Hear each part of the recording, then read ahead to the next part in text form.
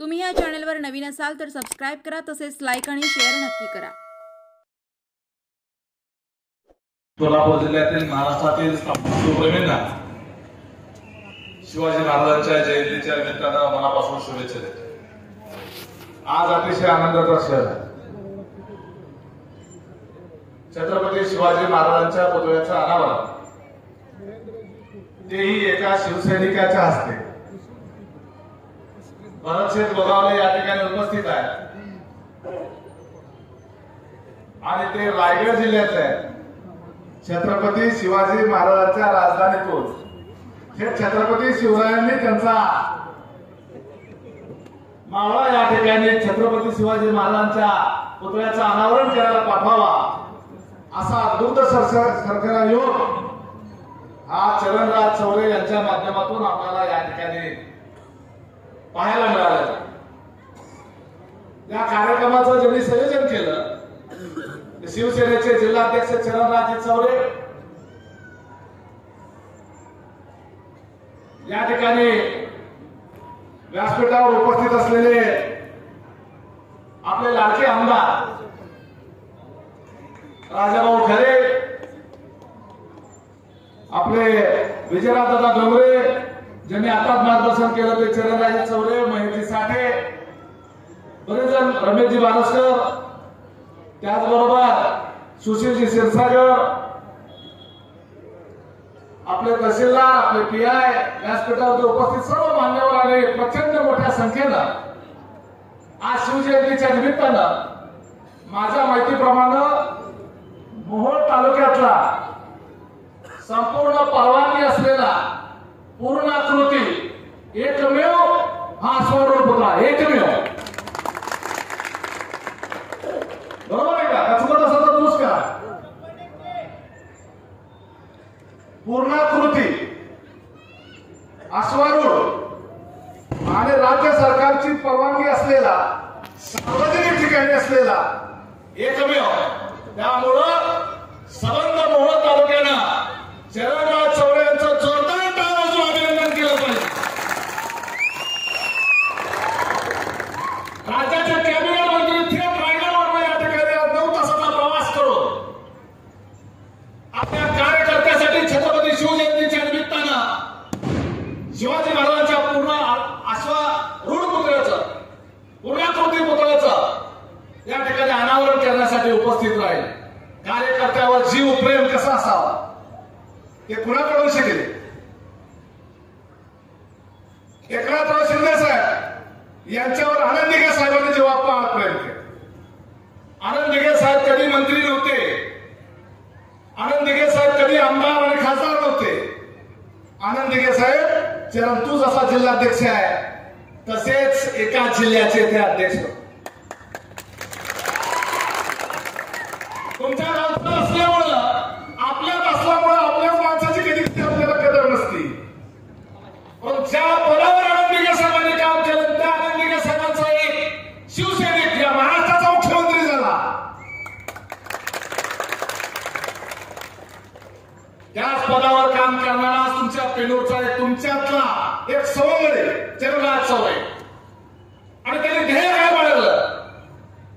आपल्या भागाचा, आपल्या गावाचा, आपल्या परिसराचा विकास तर करायचा, परंतु शिवसैनिक म्हणून घेत असताना, छत्रपती शिवाजी महाराजांचा सैनिक म्हणून घेत असताना जर मी शिवसेनेचा जिल्हाध्यक्ष आहे तर माझ्या गावामध्ये छत्रपती शिवाजी महाराजांचा पुतळा उभारला गेला पाहिजे। खिशामध्ये पैसे नाहीत, पैसे नसले तरी सुद्धा उमेद झाली नाही, परंतु अशा वेळेला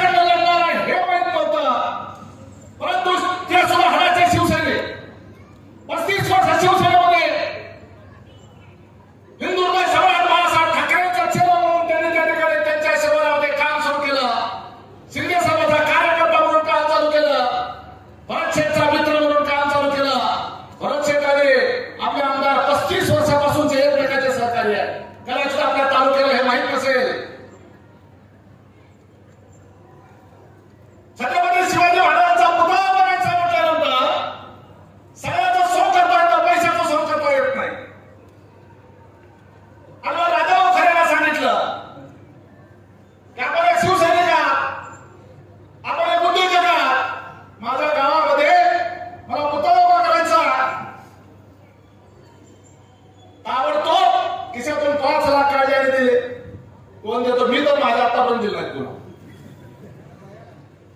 मी खरंच सांगतो जे आहे ते. मी काय वर्गणी सुद्धा देत नाही कधी.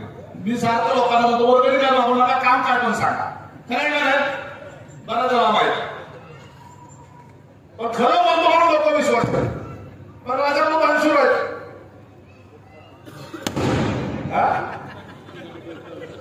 ती पाटील मी देत नव्हतो. ती चहा सुद्धा पाजत नव्हतं. किमान आम्ही चहा पाजतो, नाश्ता खायला घालतो असं करतो. जे माझ्या घरी आले प्रत्येकाला चहा मिळतो नाही, प्रत्येकाला नाश्ता मिळतो. ती चहा सुद्धा पाजतो आणि चुकून पाजला तर ते कारखान्यातलं सांडलेली साखर असते का नाही,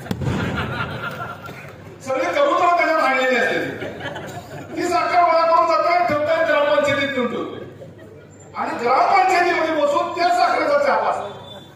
जेव्हापासून तालुक्याला मी सांगितलं तेव्हापासून मालकाने चहा घ्यायचा विचारलं की लोक म्हणते नको नको नको नको, त्यांना वाटतं याला शुगर असेल.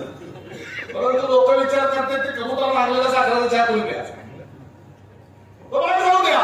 पण राजा भावने त्या भिकूर गावामध्ये छत्रपती शिवाजी महाराजांचा पुतळा उभा करण्याकरता 5 लाख रुपये दिले नसते तर ती गाडी पुढेच गेली नसती. म्हणजे मला सुद्धा हवा वाटायला लागला सेट कधी कधी. मी राष्ट्रवादीचा कार्यकर्ता, अजितदादाचा कार्यकर्ता, पण आमच्याकडे अशी पद्धत नाही. खिशात नाक कोण देतच नाही. अजितदादाकडे 100 कोटीचं काम सांगा 2 नंबर काम करतील सार्वजनिक काम, परंतु असं खिशातून पैसे काढून दिले नाही.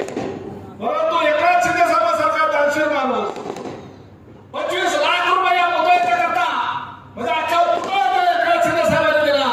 याला म्हणायचा खरा अर्थानं शिवसेने, याला म्हणायचं खऱ्या अर्थानं बाळासाहेबांचं पाणी. बाळासाहेब ठाकरेंचा छत्रपती शिवाजी महाराजांचं नाव घेण्याचा अधिकार निश्चितपणे एकनाथ शिंदे साहेबांना निश्चितपणे भरपावलेला आहे, निश्चितपणे त्यांच्या चरणात चढवलेला आहे. नुसतं शिवाजी महाराजांचं नाव लोक म्हणतात जय भवानी टाकवडे, अरे पुतळ्यामध्ये छत्रपती शिवाजी महाराजांचा नुसतं हिंदवी स्वराज्य संस्थापक म्हणून आणि शिवाजी महाराजांचा सैनिक म्हणून फक्त राजकारण करणाऱ्यांची जमात आमची नाही आहे. छत्रपती शिवाजी महाराजांना या मोहोळ तालुक्याच्या इतिहासातला पहिला पुतळा उभा करण्याचं श्रेय सुवर्णाक्षराने लिहावं लागेल. चरणराज चौबेचं नाव या मोहोळ तालुक्याच्या इतिहासात छत्रपती शिवाजी महाराजांचा पुतळा पूर्ण कोटी पुतळा उभारला आणि रायगडवर शिलेदार प्रत्येकाने उद्घाटनाला बोलवला. एकनाथ शिंदे साहेब स्वतः येणार होते म्हणून करता वर्ष लागलं त्याचं उद्घाटन व्हायला. शेवटी एकनाथ शिंदे साहेब म्हणले मी काहीतरी केलं, मी नेता असलो मुख्यमंत्री असलो साक्षात छत्रपतीच्या राजधानीत माणूस पाठवतो. भरत शेठ म्हणजे एकनाथ शिंदे साहेबांची प्रतिकृती. विचार करा त्या महाराष्ट्राच्या शिवसेनेचा इतिहास बदलून टाकण्याचा काम त्यांनी केलं ते भरत शेठ बनवले. एकनाथ शिंदे साहेबांचे नेते असले तरी सुद्धा त्याच्या मागचे सगळे पडद्यावरचे सूत्रधार, पडद्यावरचे सगळे कर्मचारी जे आहेत ते भरत शेठ बनवले. ही व्यक्ती ते मुख्यमंत्री झाल्यानंतर दुसऱ्या नंबरचं खातं त्यांच्याकडे यायला पाहिजे होतं. परंतु एकूण परिस्थिती बघून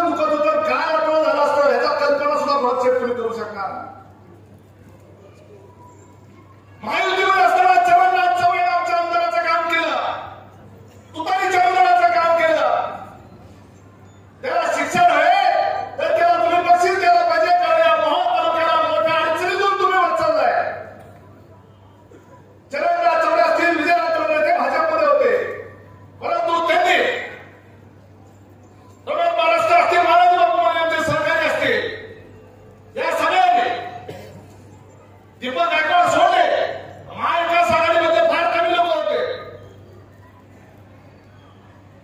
महायुतीवर असलेल्या आम्ही सगळ्यांनी या तालुक्यामध्ये परिवर्तन घडवलं आणि राजाभाऊ खरे आमदार म्हणून निवडून आणलं. हा तालुक्यामध्ये आज छत्रपती शिवाजी महाराजांची जयंती आहे आणि आज छत्रपती शिवाजी महाराजांच्या साक्षीला त्यांच्या छत्रछायामध्ये उभारतोय आम्ही. तेव्हा आम्हाला बोललं पाहिजे मराठ्याने, हा तालुका किती अडचणीत, किती यातना सहन करत होता, किती त्रास सहन करत होता.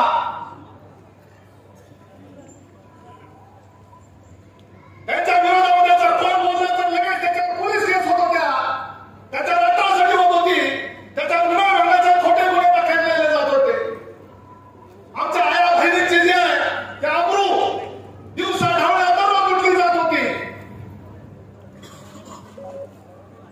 जणू काय 18व्या शतकामध्ये असावं त्या पद्धतीने मोहोळ तालुक्याचा अतिशय गंभीर स्वरूपाचा वातावरण. सततची हे 50 वर्षात आता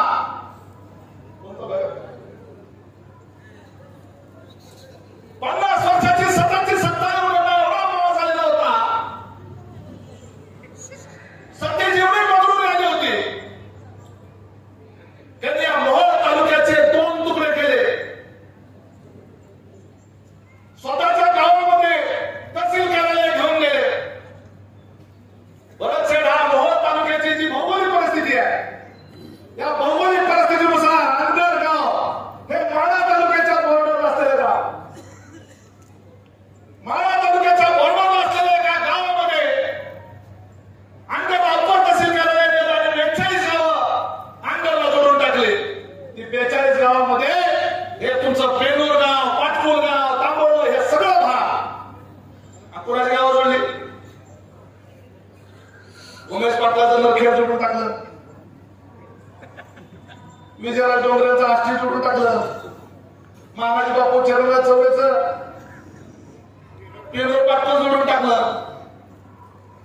म्हणजे जे जे आंबेडकरांच्या विरोधामध्ये असलेली जी गावं, त्या गावाला धाडसी करता आणि त्या विरोधात असलेल्या गावातल्या लोकांना कायमस्वरूपी गुलाम बनवण्याकरता अंदर अप्पर तहसील कार्यालय गेलं. आता झक मारत तुम्हाला माझ्या गावात यावंच लागेल, माझ्या आणि माझ्या पोरांचं पाय धरायला यावंच लागेल. शाळेचा पोलीचा जर उत्पन्नाचा दाखला करायचा असेल तर अंदरला पहिल्यांदा जावं लागेल तहसीलदारकडे. तहसीलदार साहेब तुम्ही नशीबवान आंदोलनाचे तहसीलदार आहे, नाहीतर तुम्हाला माहित आहे कशा पद्धतीने काम करता बसले जातात व्यासपीठावर. तहसीलदारकडे व्हायला आले उत्पन्नाचा दाखला पाहिजे. पोरगी म्हणते मी 12वीला तपास आहे, मला इंजिनिअरिंगला ऍडमिशन मिळाले, मला उत्पन्नाचा दाखला लागतोय, मला डोमिसाईल सर्टिफिकेट लागतंय. तहसीलदार म्हणणार पहिल्यांदा जाऊन बाळाला भेटा. त्यांनी जर शिफारस केली तर त्या ठिकाणी तुमचं काम होऊ शकतं. असं म्हणल्या त्या पोरीच्या अंगावर काटा येणार का नाही? अरे पोरी जायचं नागरिकांच्या घरामध्ये, नागरिकांच्या दारामध्ये यांचा पाय धरायला. आज यांची कशा पद्धतीची नजर आहे, महिलांच्या बाबतीत कसा पद्धतीचा यांचा दृष्टिकोन आहे. अरे एका बापाला जाहीर सभेमध्ये बरंचसे तुम्ही ऐकलं तर हादरून जाचा. अंगरचा पाटील या भर सभेमध्ये काय म्हणला मेगा सहकारी निवडणुकीमध्ये, म्हणजे आम्ही खानदानी पाटील आहे आणि खानदानी पाटील असल्यामुळं आम्हाला लग्नाच्या आधी सुद्धा पोरं काढण्याचा अधिकार. असला बिनारोचा नेता कधी महाराष्ट्रात बघितलाय? जाहीर भाषणात हजारो लोकांच्या समोर, मोहोळ तालुक्याच्या समोर, त्या महाराष्ट्राच्या समोर 3 वेळा आमदार राहिलेला, 50 वर्षाची सत्ता हातात असलेला एक जबाबदार नेता आज या ठिकाणी सगळ्या आमच्या आया बहिणींच्या समोर लग्नाच्या आधी पोरं काढण्याची भाषा करतो आणि त्याचबरोबर आम्हाला त्याचा अभिमान म्हणून सांगतो. लग्नाच्या आधी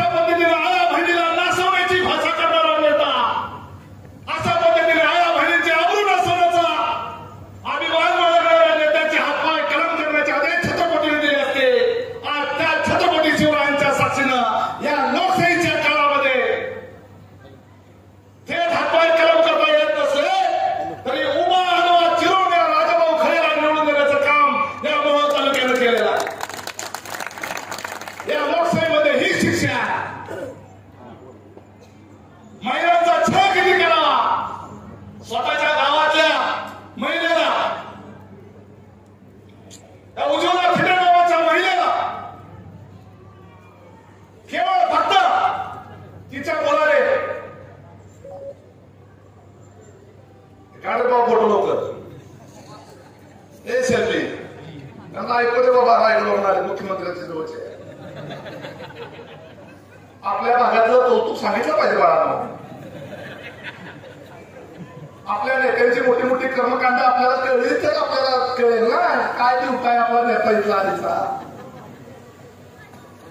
ह्याचा अंगावर उज्ज्वला थिले नावाची महिला खानदानी पाटील याच्यासारखी नाही. खानदानी पाटील म्हणजे तिचा सासरा पोलीस पाटील होता म्हणून खानदानी पाटील. पोलीस पाटील सासरा पाटील की घरामध्ये 40 एकर भाग आहे जमीन गावामध्ये बनला. तिचा मुलगा शिवजयंतीच्या दिवशी तिच्या मुलाला गावातल्या काही मुलांनी डोक्यावर घेतलं, खांद्यावर घेतलं, नाचले म्हणून तिच्या मुलाला प्रचंड मारहाण केली. त्याला अंगलमध्ये दुसऱ्या तिसऱ्याला कोणाला खांद्यावर घेतलेलं चालत नाही. दुसऱ्या तिसऱ्याला खांद्यावर घ्यायचं नाही, फक्त या 2 टकुच्यांना फक्त घ्यायचं. तिसरा कोण घेतला की त्याला रक्त द्यायचं. आणि बरंच तो मारला ती मारला. ती पोरग 12वीला होतं.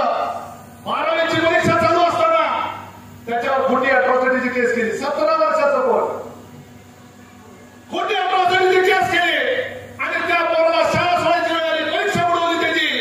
त्याचं 12वीचं वर्ष बरबाद झालं. त्या पोराला अटक व्हायची वेळ आली. एवढ्यावर थांबले नाही, एवढ्यावर थांबले नाही. याचा जुलूम आणि अत्याचार किती टोकाचा. स्वतःच्या गावातल्या महिलेच्या बाबतीत तिला नवरा नाही, फक्त एक मुलगा. एका विधवा महिलेला गावातले काही गुंड लोक पटवले आणि अख्खं घर राहतो रात लुटून गेलं. घरात टीव्ही, फ्रीज, कपडे, सोनं, नाणं, पैसे एवढंच काय, फॅन सुद्धा गेला, फॅनची बटन सुद्धा नेली, वायरी सुद्धा ठेवल्या नाही, संडास मधलं डबडं सुद्धा ठेवलं नाही. ते सुद्धा उचलून खोटं बोलत नाही. तिथलं शूटिंग काढलंय पोलिसांनी. हो पोलीस विचारा, हे सीसीटीव्ही नंतर गायब झालं. सीसीटीव्ही गायब झालं. नाही काय अडचण ते नव्हते ना, दुसरं होतं. गेलं तर कामावर केला. आमची मागणी रचेट, आज तुम्ही राज्याचे कॅबिनेट मंत्री आहात. त्या उज्ज्वला थिटेच्या बाबतीमध्ये जो अन्याय आणि अत्याचार झाला, ज्या पद्धतीनं प्रशासकीय यंत्रणा एकतर्फी त्या ठिकाणी लादवली गेली, प्रशासकीय यंत्रणेचा अतिशय दुर्बळ झाला. त्या महिलेवर अन्याय अत्याचार झाला. तिचं घर लुबाडलं गेलं, तिच्या घरावर दरोडा टाकला. ती महिला धाडसी आहे, टेलिंगबाज आहे. अनगरची असून अनगरच्या पुरुष लोकांनी जे धाडस केलं नाही, बाईनं धाडस केलं आणि राजन पाटलाचं आणि त्याच्या 2 पोराचं नाव घेतलं, पोलीस स्टेशनला गेली. म्हणजे यांचं माझ्या घरावर दरोडा पडणार. ह्या दरोड्याचे मुख्य आरोपी आहे राजन पाटील, दुसरा आरोपी आहे बळवंत पाटील, तिसरा आरोपी अजिंक्यराव पाटील. तिघाला आरोपी म्हणून सांगितलं. गुन्हा दाखल केला गेला नाही, पोलिसांनी यांचं नाव घेतलं नाही. पोलीस स्टेशनला एवढी दहशत की बाई 12 दिवस पोलीस स्टेशनला बसून राहिली. 12 दिवस. आज छत्रपती शिवजयंतीच्या निमित्ताने शिवाजी महाराजांच्या साक्षीने सांगतो, महाराष्ट्रात कुठं असं घडत असेल तसे 12 दिवस त्या बाईने त्या पोलीस स्टेशनला संघर्ष केला. शेवटी गुन्हा दाखल झाला, परंतु राजन पाटलाचं नाव वगळून, महाराजांचं नाव वगळून, अजिंक्यरावाचं नाव वगळून. काय का वेगळा वेगळा भारताचा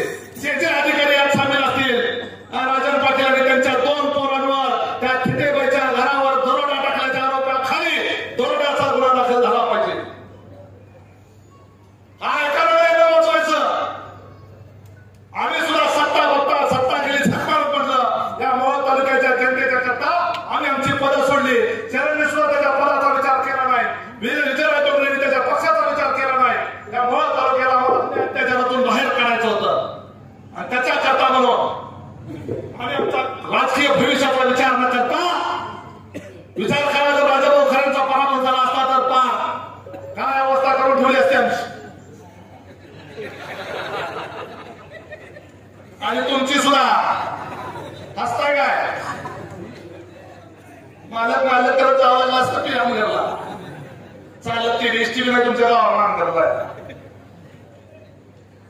अंगाला जोडून टाकलं आणि सहज गप्पा मला परत गेला तरी मुळत पोचतोय.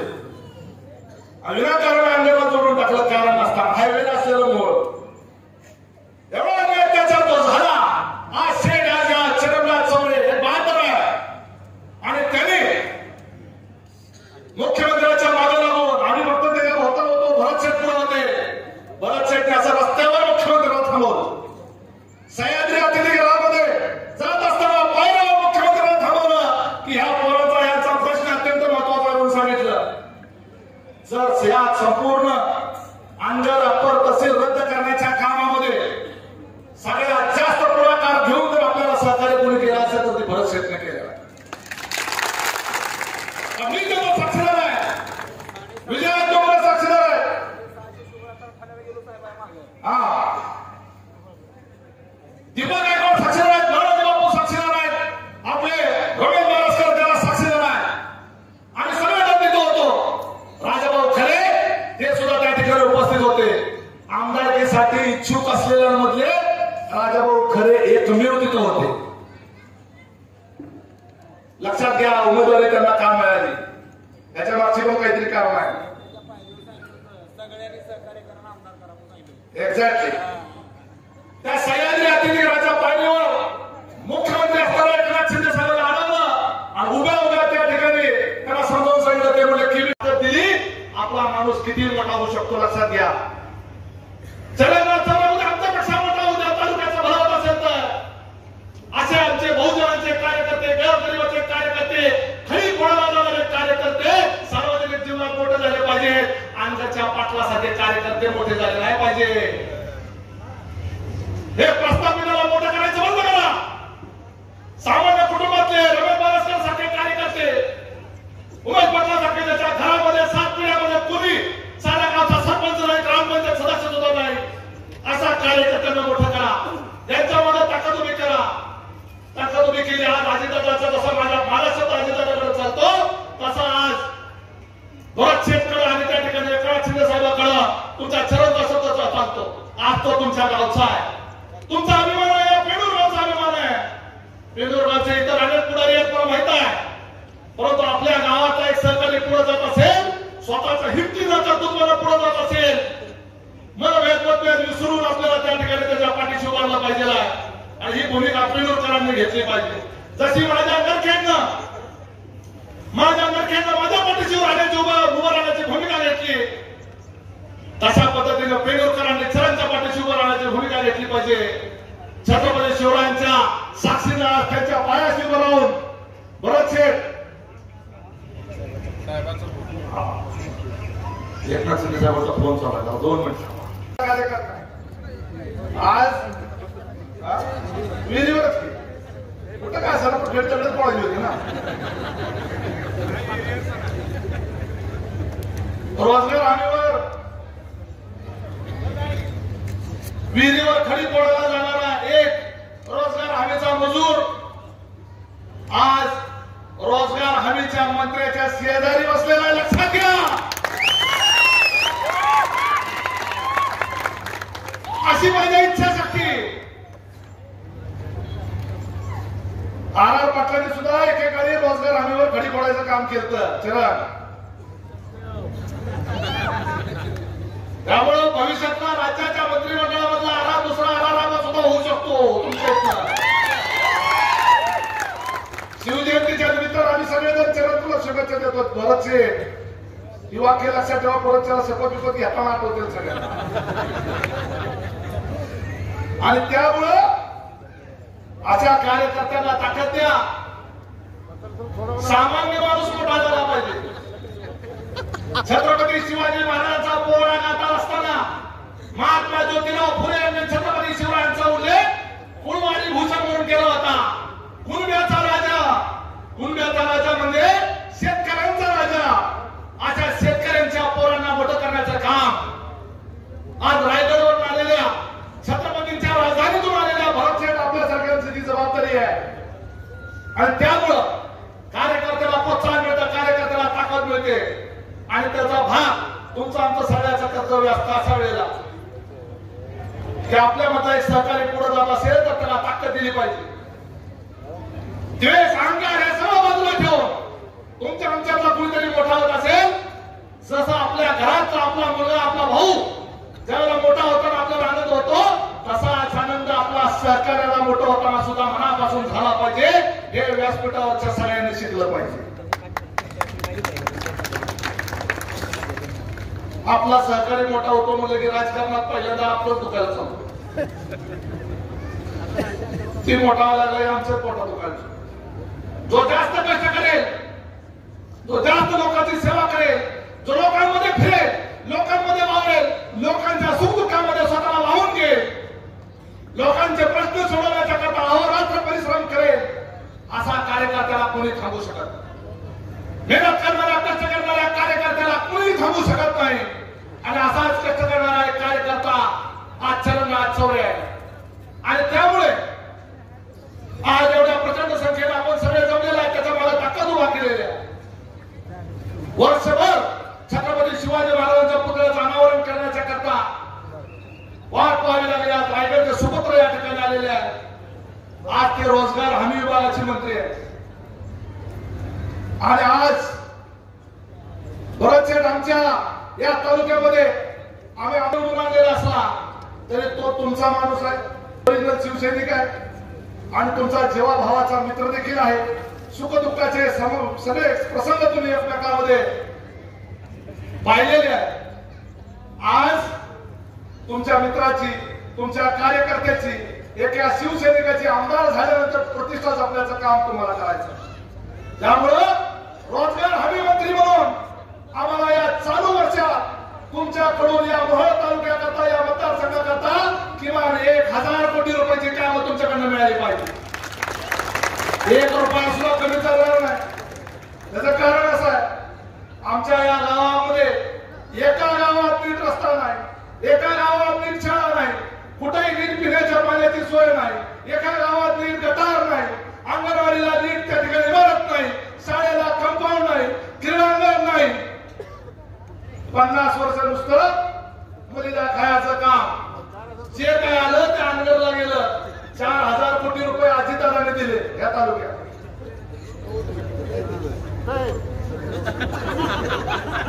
शिवाजी महाराजांना वरून खाली आले तरी सांगता येणार नाही अशी परिस्थिती. 4000 कोटी रुपये एवढं मोठं पुस्तक छापलं. त्या पुस्तकामध्ये बरंच एका ठिकाणी लिहिलं होतं, माझ्या गावात कशाचे पैसे आले विचार बघायला गेलो. पुस्तक छापलं एका निवडणुकीच्या आधी.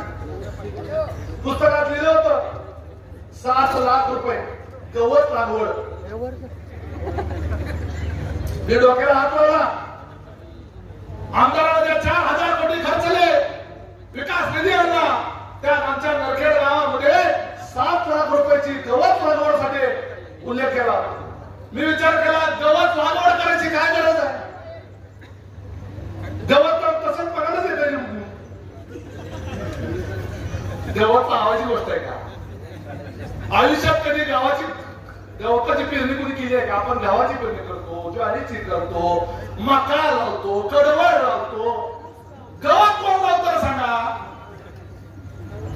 पाऊस आला की मराठीच गवत उगवतोय.